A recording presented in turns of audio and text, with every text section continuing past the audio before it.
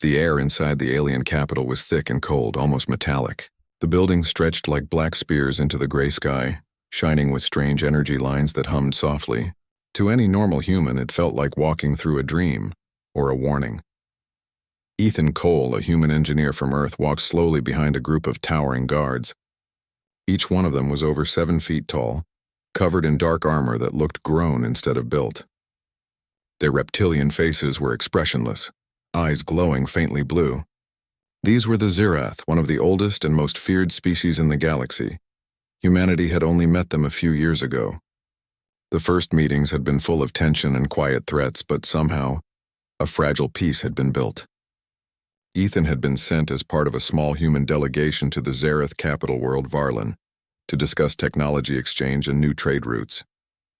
He was a quiet man, more comfortable with machines than with politics, but he knew this trip was important still.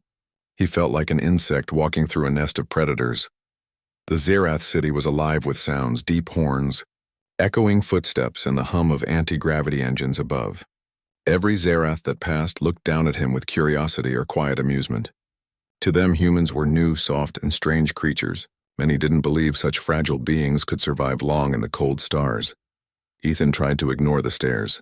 He kept his mind busy, studying the alien architecture. The buildings were made of living metal, their surfaces shifting faintly like skin breathing.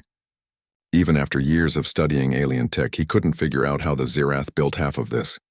At last, they reached the Grand Hall of Dominion, the seat of the Zarath Queen. The hall itself was enormous, large enough to fit a human city block inside. Great crystal banners hung from the ceiling, and a glowing throne rested at the far end. Hundreds of aliens stood in silent ranks along the sides. The entire place radiated power and discipline. Ethan felt his heartbeat in his ears. Beside him walked Ambassador Reynolds, the senior human representative, dressed in a gray diplomatic uniform. The man whispered softly, "Remember, Ethan, don't speak unless spoken to. The Queen's temper is sharp as a blade." Ethan nodded nervously. Then the great doors opened wider, and she entered. Queen Arathia of the Zarath Dominion was unlike any being Ethan had ever seen. She moved with grace that silenced the room. Her armor was silver blue, carved with runes that glowed faintly as she walked. Her eyes burned with golden light, and her voice when she spoke echoed with both beauty and command. "Humans of Earth," she said, her tone calm but powerful. "You stand before the dominion of Zarath. Speak your reason for coming." Ambassador Reynolds bowed deeply. "Your Majesty, we come in peace. Humanity seeks alliance, not conquest. We wish to share knowledge that can help both our peoples." The Queen listened without expression. To her side, alien nobles whispered among themselves. Some looked angry. Others looked amused. A few stared directly at Ethan as if wondering why a small, quiet human engineer was part of the group.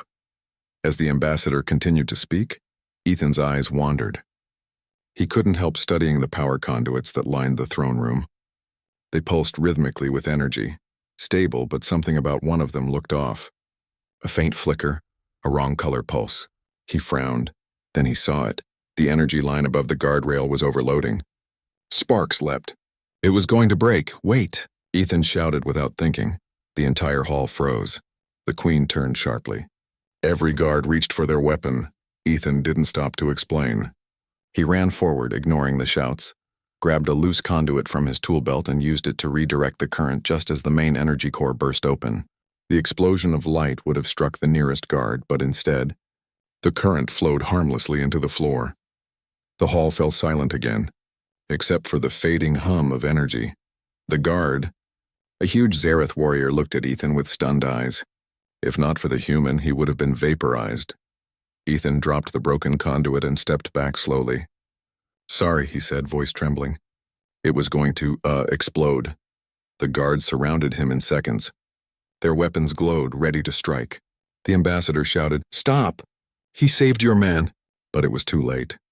The Queen herself stood, rising from her throne. Her gaze locked on Ethan, golden eyes studying him with strange intensity. For a long moment, no one dared to breathe. Then she spoke, her voice ringing across the hall. "Human," she said, "you risked your life in my court without command or thought of gain. No Zarath would do so for another. You acted with courage. Ethan swallowed. I just didn't want anyone to get hurt. The queen stepped closer. The nobles whispered louder now, confused and scandalized. The Zerath did not believe in weakness or mercy. Courage without order was chaos to them. Yet the queen's expression softened slightly, almost curious. She raised one hand, palm glowing faintly. I have made my decision, she said. Then before everyone she declared in a clear voice, I claim this human. The words struck the air like thunder. Every Zerath in the hall froze. The ambassador looked pale. Ethan blinked, confused. He whispered, Claim? What does that mean? No one answered. The guards stepped back. The queen's attendants bowed deeply. To be claimed by the Zerath queen was a royal decree, a bond of protection and ownership, one that had not been spoken in centuries. It was usually reserved for rare warriors or chosen heirs. For her to say it about a human was beyond imagination. The ambassador stammered, Your Majesty, with respect, this is most unusual. Humans, silence, the queen said sharply. This human's courage shamed my guards. He belongs now to my court. Ethan's stomach turned cold.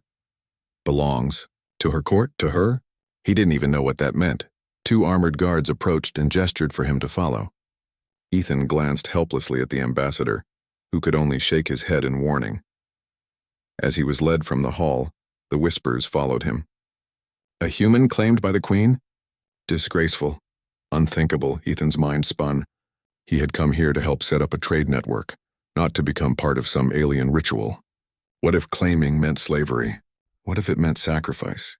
The Zerath had strange customs and humans still understood little of their ways. Inside the transport chamber, the guards said nothing. The silent hum of the lift carried him deeper into the palace. Through the transparent walls, Ethan saw the city stretching endlessly beneath him, metallic towers, glowing rivers of energy, and alien ships rising like birds of fire into the sky. He pressed a hand against the cold glass.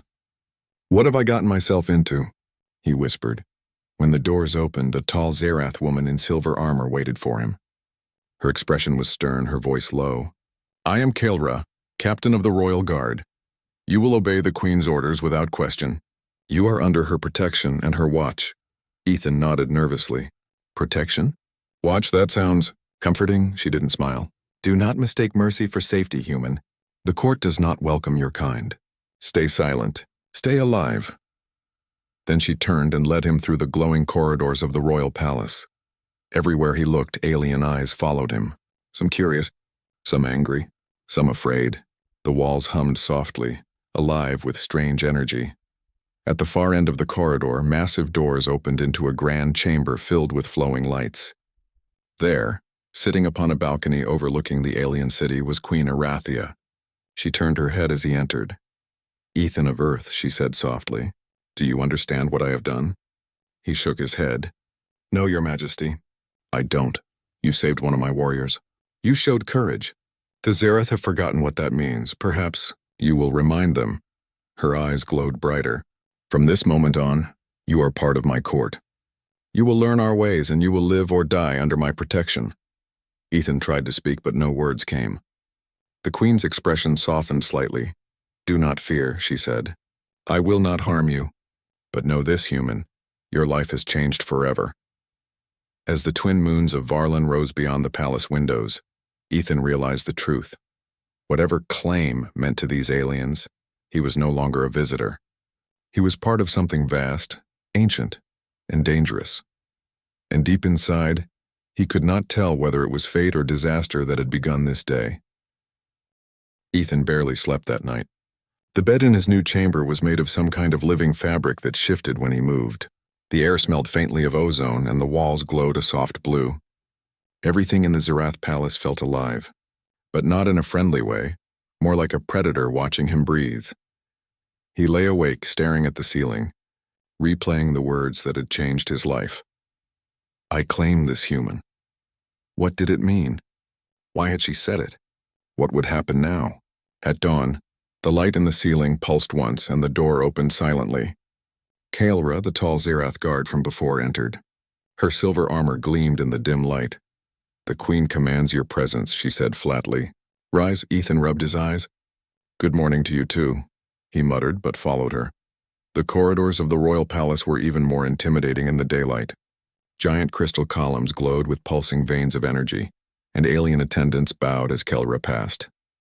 When they looked at Ethan, their expressions were cold. He heard whispers again. That is the human she claimed. He's so small. Unworthy. Kelra didn't react to the murmurs, but Ethan noticed her tail flick slightly, a sign of irritation. She led him through an open doorway that revealed the royal observatory, a massive room with a transparent dome showing the dark skies of Varlon. Queen Arathia stood near the center, her back turned, staring at the stars. Her armor was gone. She now wore flowing silver robes that shimmered like liquid light. "Leave us," she told Kelra. The guard bowed and stepped out. The doors closed with a soft hiss. Ethan stood still, unsure what to do. The queen spoke without turning. "Do you know why the Zerath have not destroyed your species?" Ethan swallowed hard. "Because you wanted peace?" A soft, dry laugh escaped her lips. "No, because your species is unpredictable. You survive when logic says you should perish. You adapt, you improvise, you risk everything for reasons we do not understand." She turned then, her golden eyes glowing faintly. "You saw danger and ran toward it, not away. No Zerath would have done that. We are a proud people, but we are not reckless. You were different." Ethan rubbed the back of his neck. "I wasn't thinking. It just happened." "Exactly." The queen walked closer, each step slow and deliberate. "That instinct, the willingness to act, is rare among my people now. We have grown too careful, too certain. Your courage may be foolish, but it is something we have lost." She studied him for a long moment. "Do you understand what being claimed means?" Ethan shook his head quickly. "No, Your Majesty. I really don't." "It means you are under my personal protection," she said. "No one may harm you without facing me. You live in the palace. You will serve as a member of my inner circle. You will learn our customs and language. You will obey my commands." Ethan blinked. "So I'm not a prisoner?" Her eyes narrowed slightly. "You are not free either.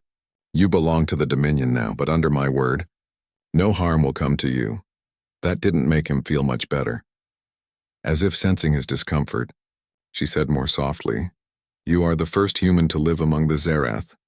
You will be my bridge to your kind. You will help me understand you." He nodded slowly. "I'll do my best." The queen smiled faintly, almost invisible. "We shall see." She turned back toward the stars. "You may go. Kelra will show you the palace and assign your duties." Ethan bowed awkwardly. "Yes, Your Majesty." When he stepped out of the chamber, Kelra was waiting. Her eyes narrowed slightly, studying him. "You live, then?" "Wasn't sure I would," Ethan said weakly. She didn't laugh. "Follow me. You have much to learn." Kelra led him through endless corridors filled with alien art, weapons, and living machines. She explained little, answering questions only when necessary. "The Zerath obey strength," she said. "Our society is built on power and discipline. The weak survive only under protection. The Queen has given you that protection for now." Ethan frowned. "People really see me as weak?" "You are small. You lack claws, armor, or fangs. You walk softly. To most Zerath, that is weakness," he shrugged. "Maybe. But sometimes brains work better than claws." She stopped walking and looked at him curiously.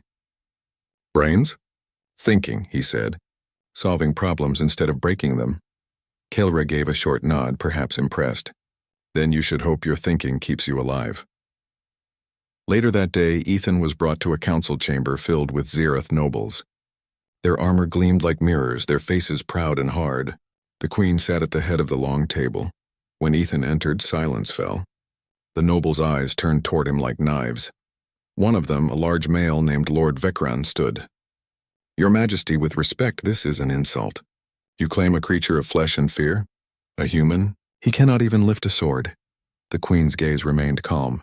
"He lifted courage when none of you did." The room murmured. Lord Vekran's eyes flashed with anger. "Our people follow you, Majesty, because you are strong. But this act shames our ancestors. To claim a lesser being is weakness." Ethan felt his chest tighten.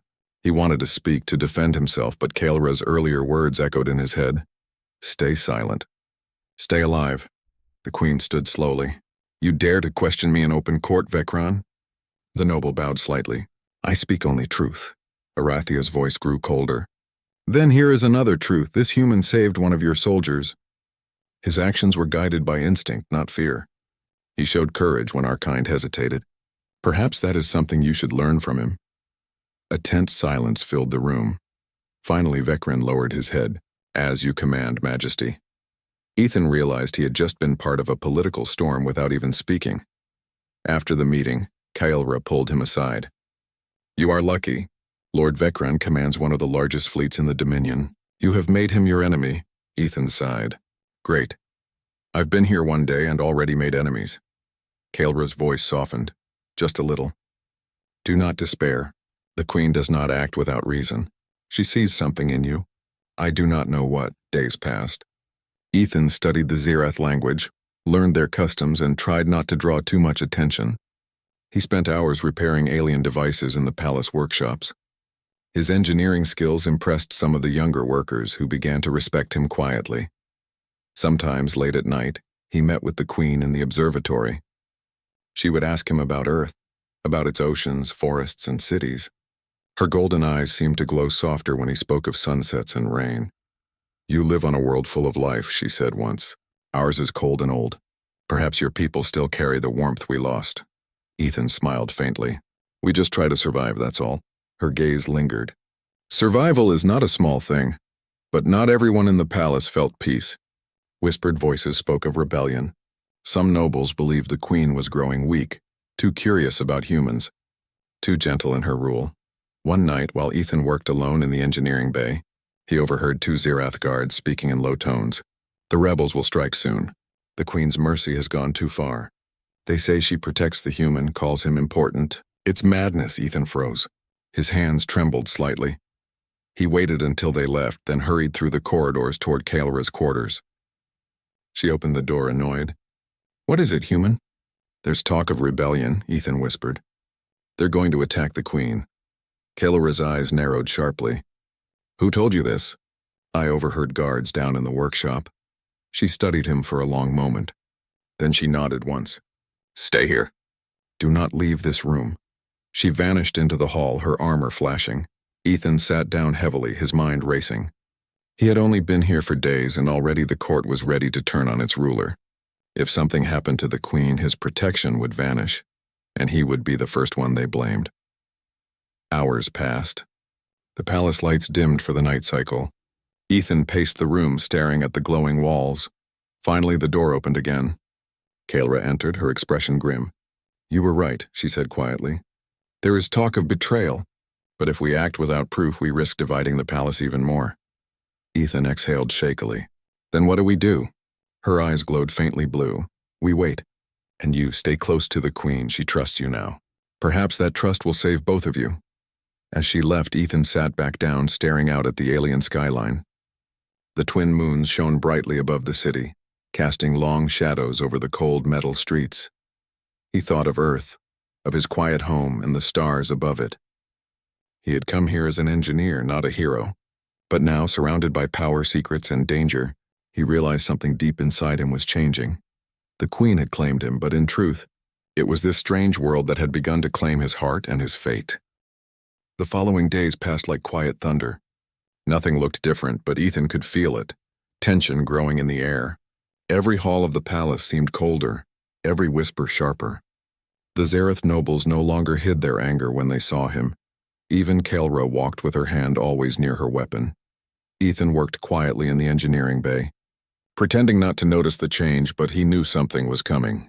He could hear it in the guards' voices, in the echoing steps that seemed to follow him everywhere. Queen Arathia, however, acted as if nothing was wrong.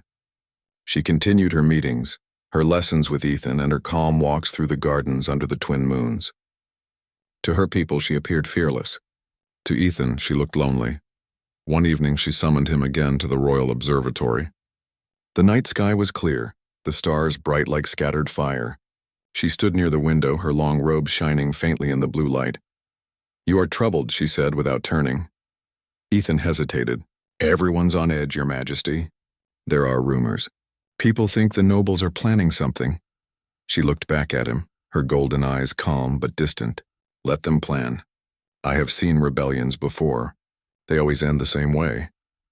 With a lot of people getting hurt, Ethan said quietly. Arathia's lips curved faintly, a ghost of a smile. You speak like one who has seen war. Not war, he said. But I've seen people do stupid things when they're afraid. Her expression softened. Fear makes even strong hearts weak. But courage can turn weakness into strength. Ethan nodded. Still, maybe it's better to prepare. Just in case. The Queen studied him thoughtfully. You are brave, human, but also cautious. That is rare. I'm just alive, he said with a small grin. Arathia turned back to the stars. Then stay that way. The next day, the storm broke. Ethan was in the palace workshop repairing a power converter when the walls suddenly shook. A deep boom echoed from the distance. The floor trembled beneath his feet. He dropped his tools and ran to the nearest window. Outside, pillars of smoke were rising from the outer towers. Alarm sirens blared across the city. The door burst open and Kaelra stormed in, her armor scorched. They're here, she shouted. Who? Ethan asked. Rebel soldiers, loyal to Lord Vekran. They've surrounded the palace. Ethan's heart pounded. What about the Queen? She's in the war chamber. I'm going there now. Come with me. He followed her through corridors that glowed red under emergency lights. Alien guards ran past them, weapons ready. The palace's usual calm had become chaos. When they reached the war chamber, the doors opened to reveal the Queen standing before a giant hollow map of the city. Around her, advisors argued in harsh tones. They've breached the lower gates, shouted one. We must retreat to the citadel. No, said Arathia, her voice firm. We hold the palace. If we fall back, the Dominion will fall with us. Ethan stepped forward. Your Majesty, we can reinforce the gates. I can reroute the power from the palace reactors to the shields. It'll buy us time. The nobles stared at him in disbelief. A human? You would trust his ideas now? One of them sneered, but the Queen raised her hand. Do it, she ordered. Without waiting, Ethan ran to the console. The alien systems were complex, but he'd spent enough time studying them. His fingers moved quickly, rerouting the power lines and modifying the shield frequencies. Shields increasing, he said, but we'll lose power in other parts of the palace. Do it, Arathia said. We can survive without lights, just not without protection. Kaelra watched him work, eyes wide. You know our systems better than some of our engineers. Ethan smiled faintly. Guess I'm a fast learner. The next explosion shook the chamber again. The lights flickered, then stabilized. The Queen turned to her guards. Prepare for close defense. No one breaches this palace. Hours passed in chaos. The rebel forces stormed the palace gates again and again, but the new energy shields held strong. From the observatory windows, Ethan could see flashes of light as alien ships fought in the skies above. Kaelra stood beside him, scanning the battlefield through her visor. They're breaking formation, she said. Your plan worked. Worked for now, Ethan said, wiping sweat from his face. But we'll lose the shields in 30 minutes unless we fix the generator. Then we fix it, said the Queen, stepping forward. Your Majesty, Kaelra protested, you cannot go into the lower halls. I can and I will, Arathia said. The people must see their Queen stand with them. Ethan hesitated. If you're going, then I'm going too. The Queen looked at him. You would follow me into danger? He smiled nervously. I already started this mess. I might as well help finish it. Her golden eyes softened. Then come. The corridors leading to the generator room were half ruined. Smoke filled the air and sparks rained from broken conduits. Zirath soldiers fought rebels in close combat, their weapons flashing blue and red. Ethan ducked behind cover, heart racing. The Queen moved with incredible grace, her energy blades slicing through attackers like light through glass. Kaelra's armor glowed as she covered their flanks. When they reached the generator chamber, Ethan ran to the control panel. The systems were overheating and power conduits had ruptured. We're losing stability, he shouted. If this core blows, the whole palace goes with it. Can you fix it? Asked Arathia. Maybe, but I need time. The Queen turned to Kaelra. Then give him time. The sound of battle grew louder outside. Guards shouted. The Queen fought beside them, her movement swift and silent, a living symbol of defiance. Ethan worked as fast as he could, connecting wires, adjusting flows, and redirecting circuits. His hands trembled, but his mind stayed focused. He could feel the energy building. The core was close to stabilizing. Then suddenly the doors burst open. Lord Vekran himself stepped inside, his armor dark and jagged, his eyes burning with fury. You've shamed our kind long enough, Arathia, he shouted. Today the throne ends with you. The queen raised her blade. You bring ruin upon our people, Vecran. Lay down your arms. Never. He lunged. Their blades clashed in a storm of light. Sparks filled the air. Ethan ducked behind the generator, trying not to get hit. Kael'ra fought the rebels pouring in behind Vecran, but they were outnumbered. Ethan finished the last repair, shouting, "It's done. The shields are stable again." The queen struck hard, her blade locking with Vecran's. "Then this ends now," she shouted. Vecran pushed forward, his strength immense. "You betrayed your bloodline for a human." Arathia's eyes flashed with anger. "Then let this human's courage be my answer." With a swift strike, she disarmed him. Her blade hovered near his throat. Vecran hesitated, then snarled and pressed a detonator. A nearby wall exploded, sending debris flying. The queen was thrown back, her armor sparking. "Arathia!" Ethan shouted. Without thinking, he ran to her, pulling her away from the falling debris. The explosion ripped through the chamber, fire and smoke swirling around them. Ethan felt the impact throw him to the ground, but he held on to her. When the dust cleared, the rebels were gone. Only silence remained, broken by the hum of the stabilized generator. Kael'ra rushed to them. "Majesty, are you hurt?" Arathia coughed, sitting up slowly. "No, thanks to him." She looked at Ethan. His face was covered in soot, his uniform torn, but he smiled weakly. "Still alive somehow." The queen's expression softened. "You saved me again." Ethan shrugged. "Guess I'm getting used to it." She gave a quiet laugh, rare and soft. "You humans, you are not what I expected." When dawn came, the rebellion was over. Lord Vecran's forces had been defeated. His ship was captured, his name marked for trial.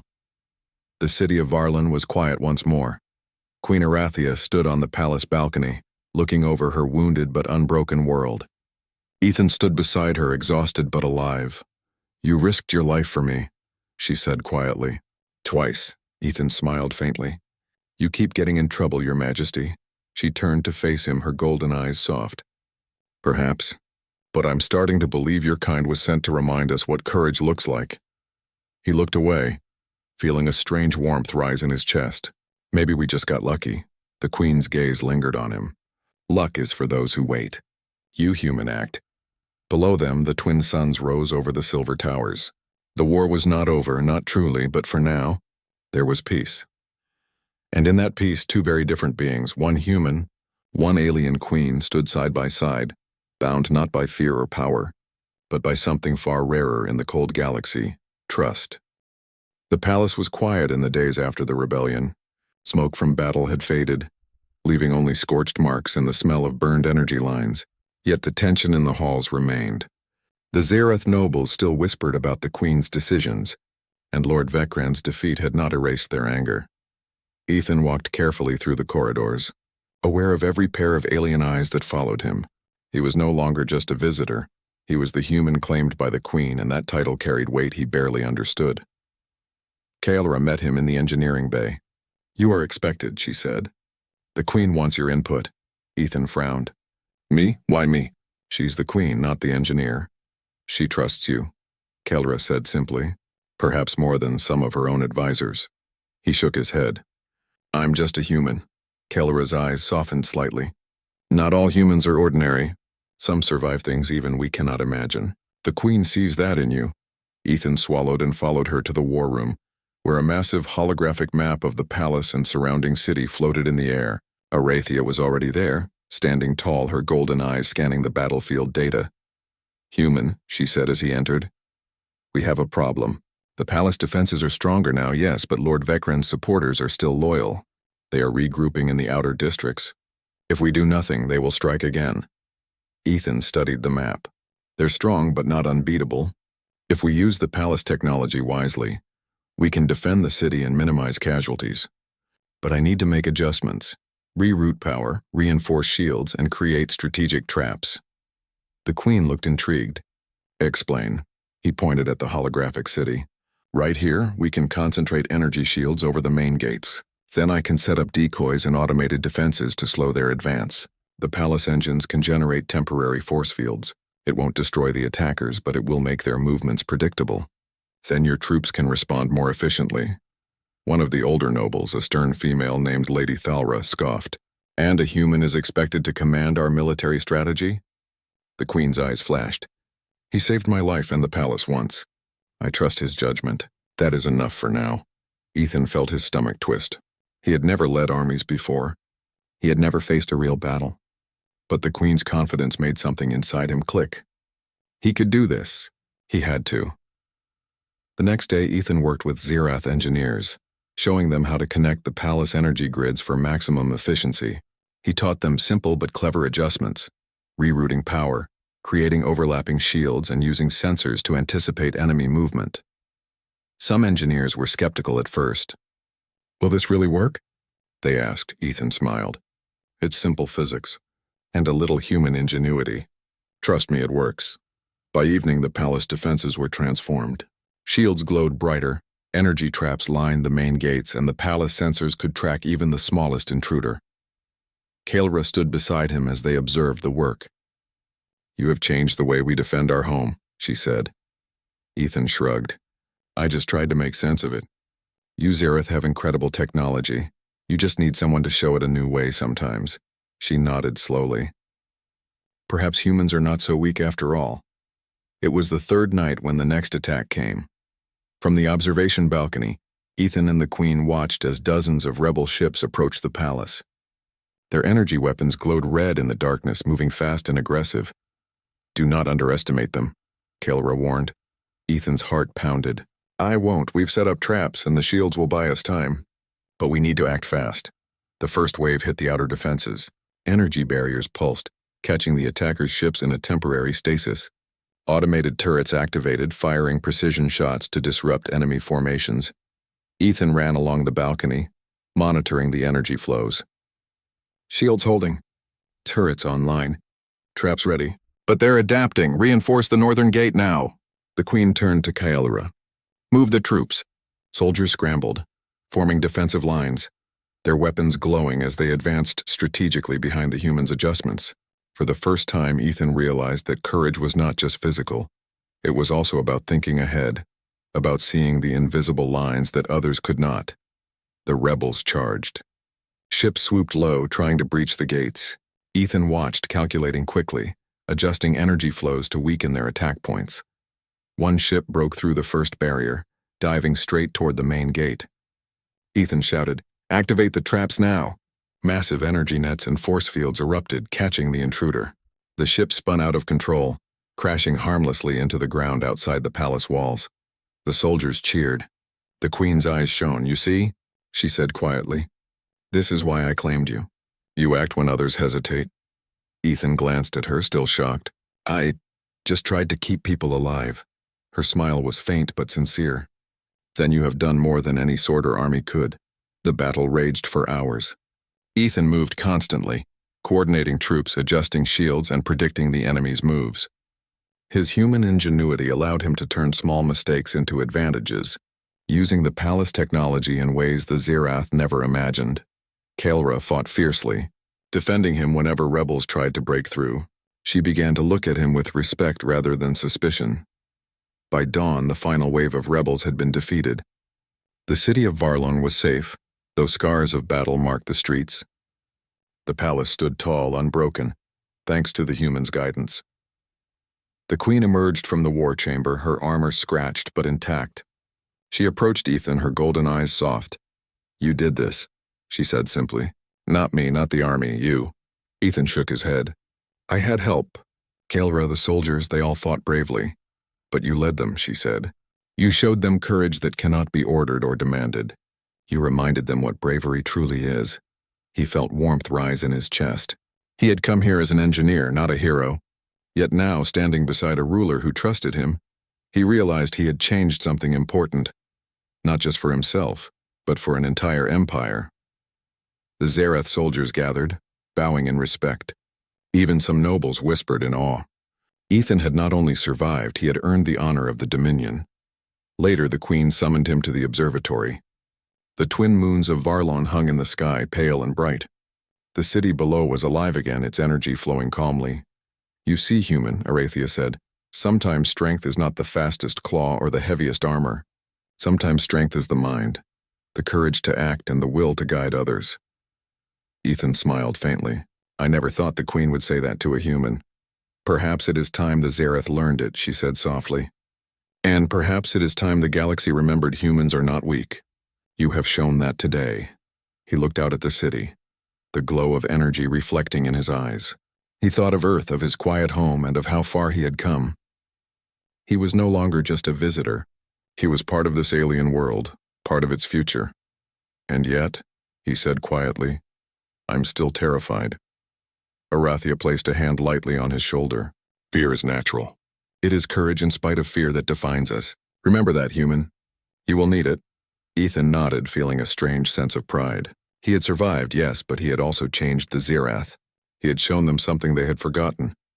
The Queen stepped back, her robe shimmering in the moonlight. Rest now. There will be more challenges ahead. But tonight you have proven yourself. Ethan sat quietly, watching the moons rise higher. He felt the weight of what had happened, the responsibility he now carried, and the trust the Queen had placed in him. He was just a human, but somehow in this alien world that was enough to change the course of history. The days after the battle passed in a mix of tension and quiet rebuilding. The Zarath capital still bore the scars of the rebellion. Cracked streets, burned towers, and shattered energy conduits. Yet amidst the destruction, there was a sense of awe and respect for the human who had saved them all. Ethan moved carefully through the palace halls, now greeted with curious looks instead of hostile stares. Kaelra walked beside him, silent as always, her armor gleaming under the soft light of the palace. You have done what few could, she said quietly. Even among the Queen's advisors, many doubt themselves. You have given hope. Ethan shook his head.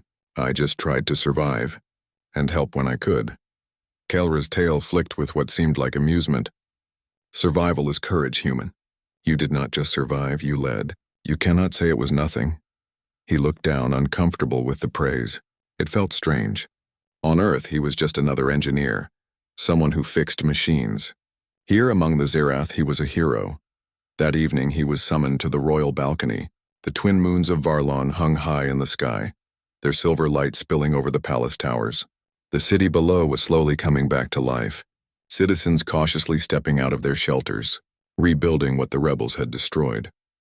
Queen Arathia stood at the edge of the balcony, her robes flowing, golden eyes reflecting the moons. When she saw Ethan, a faint smile appeared on her face. You saved more than my life, human, she said softly. You saved my people. You have changed the course of this city, perhaps the Dominion itself. Ethan swallowed. I only did what I could, Your Majesty. I couldn't have done it alone. No, she agreed, stepping closer. You were not alone, but your mind was the key. Courage is one thing, but foresight, strategy is something few of my people possess anymore. You reminded them what it is to act with clarity and resolve. He felt a mix of pride and disbelief, a human, praised by an alien queen standing on the balcony of her palace. It seemed impossible. In the days that followed, Ethan worked alongside the Queen and her advisors to strengthen the city's defenses and rebuild damaged districts. He taught humans and Zarath alike, sharing strategies and techniques, improvising solutions where technology had failed. Slowly, the nobles who had once doubted him began to show respect. Some still whispered behind closed doors, but even they could not deny the results. The city's defenses were now stronger than ever, its people safer, and the Queen's rule secure. Ethan also spent quiet moments with Arathia. She asked him about Earth, about the oceans and mountains, about the people who lived under a fragile sun. He shared stories of courage, of survival, and of ingenuity, humanity in its simplest and most remarkable form. You humans, she said one night, gazing at the twin moons, are more resilient than you know. You act even when fear is strong. You risk yourself not for power, but for life itself. Perhaps that is why I claimed you. Ethan felt warmth rise in his chest. He did not understand all of her words, but he understood the meaning. She trusted him, and that trust was powerful. It was during one of these quiet evenings that Kaelra approached him. Her expression was unreadable, but there was an intensity in her golden eyes. The palace is secure, she said. The rebellion has ended, but there will always be threats. You have proven your worth, human. But tell me, why do you risk yourself for others? It is not in your nature, is it? Ethan thought for a moment. I guess. I can't stand by and watch people get hurt if I can help. Maybe it's stupid, maybe it's human, but I just can't ignore it. Kael'ris studied him for a long moment. Then she nodded slightly. That is courage. True courage. Perhaps the Queen saw this before even you did. He smiled faintly. I'm still scared most of the time. That is natural, she said. Courage is not the absence of fear. It is action in spite of fear. The Queen summoned him once more, this time to the Royal Chamber of Decisions, a place where the future of the Dominion was planned. Holographic maps floated above the table showing trade routes, military outposts, and neighboring planets. You have earned your place here, human, Arathia said. Your ideas, your insight, your courage, all of it has saved lives and shaped the Dominion. I wish for you to remain, to guide not just our defenses but our future. Ethan hesitated. Your Majesty, I am only a human. I know little of politics or ruling. Then perhaps that is why you are perfect, she replied. Sometimes a fresh perspective is what a kingdom needs. You see things we do not. You act when others hesitate. That is the gift of your kind. Ethan felt the weight of her words. He had come to Varlon as an outsider, unprepared and fearful. Yet here he was, entrusted with the future of a galaxy-spanning empire. Over the next months, life in the palace settled into a new rhythm. Ethan studied Xerath culture, learned their language, and grew into a trusted advisor. He was still human, small, soft, and fragile by Xerath standards. But he had earned respect through courage, intelligence, and quick thinking. The Queen and her court began to see him not as an outsider, but as a symbol, a human who could survive and thrive among the stars, who reminded even the greatest warriors that strength is not only measured by muscle or armor, but by heart and mind. Ethan spent evenings with Arathia, walking along the palace gardens, sharing stories of Earth, and listening to tales of the Dominion. Slowly he began to understand the depth of her claim. Not just protection, but partnership. Trust and respect had grown between them, unspoken yet undeniable. One night as the twin moons rose over the city, the Queen stood beside him on the balcony. The city was quiet, repaired, and alive with new hope. You have changed more than my palace or my soldiers, she said softly. You have changed me. You have reminded me of courage, loyalty, and ingenuity, the things I thought we had lost. Ethan looked out at the city, the glowing towers, the calm streets, and then back at her. I only did what I could, he said quietly.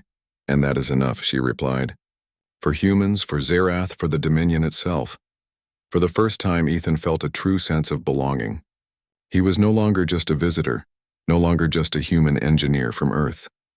He was part of something vast, ancient and extraordinary, a bridge between worlds, a reminder of what humans could achieve and a living proof that courage and ingenuity could change the course of history. The months that followed brought peace. Traders, diplomats, and emissaries from across the galaxy came to witness the new strength of the Dominion. Many were surprised to see a human walking beside the Queen, offering insight, giving advice, and quietly commanding respect.